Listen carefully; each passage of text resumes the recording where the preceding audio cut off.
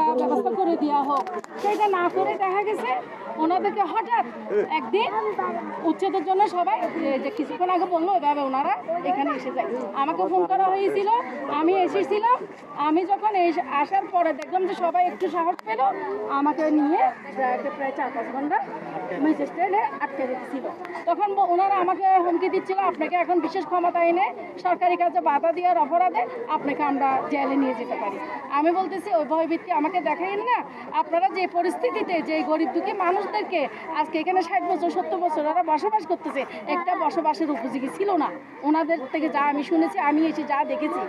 তো এখন আমি এমন মরা, জেলে নিলেও কি হবে আর আমাকে ভয় লাগলেও কি হবে। এখন আমার মূল কথা হচ্ছে যে দেখুন, এটা কিন্তু গঠনতন্ত্র অনুযায়ী, নিয়ম অনুযায়ী ওনাদের উচ্ছেদ করা হয়েছে। এটা অবৈধভাবে উচ্ছেদ করা হয়েছে। যেভাবে আমার ম্যাডামকে ঘরের থেকে এক কাপড়ে বের করে দেওয়া হয়েছিল, ঠিক ওইভাবে ওনাদের উপরে অত্যাচারটা হয়েছে। এটা একদম ওনাদেরকে অমানবিক একটা, মানে সেই দিনের কথা মনে পড়লে আসলে এটা সহ্য করার কথা না, এটা মেনে নেওয়ার কথা না।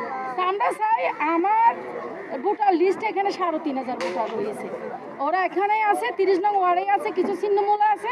যখনই এখানে ভোটের কোনো ইয়ে হয় তখন ওনারা এখানে এসে যায়। তো আমি জানাবো আমাদের 11 আসনের আমাদের যিনি প্রার্থী আমির খসরু মাহমুদ চৌধুরীকে এটা আমরা অবগত তখনই করেছিলাম, যখন উনি এখানে যে কয়েকবার নির্বাচনে এসেছিল, আমরা ওনাকে দাবি দাবাগুলো দিয়েছিলাম, ওনারাও অনেকবার গিয়েছে। তা আমি এখনও বলবো যে নির্বাচন হবে, নির্বাচন হোক, সেটা আমাদের নির্বাচন হবে, কিন্তু যখনই এই মানুষগুলাকে আরও আগেই ওনাদের মাথা কামানোর প্রয়োজন ছিল সবাই, কিন্তু দেখেছেন আমরা দিকে ছিলাম না। আমরা 17 বছর কী অবস্থায় ছিলাম সবাই জানে।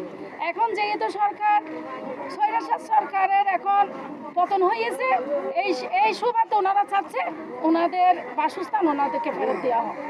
এটা যেভাবে হোক ওনাদেরকে এই বাসস্থান, ওরা এখানে ভোটার, ওরা এখানে নিজস্ব মালিকানার যেটা দাবি, মানে ওনারা এখানে যেভাবে ছিল, এখানে ওনারা ধরতে গেলে মালিকানা দাবি করতে পারে। যেখানে রোহিঙ্গারা 10 লাখ এখানে কক্সবাজারে এসে বাসস্থান করতে পারে, থাকতে পারে, এখানে মার্কেটটা কার জন্য?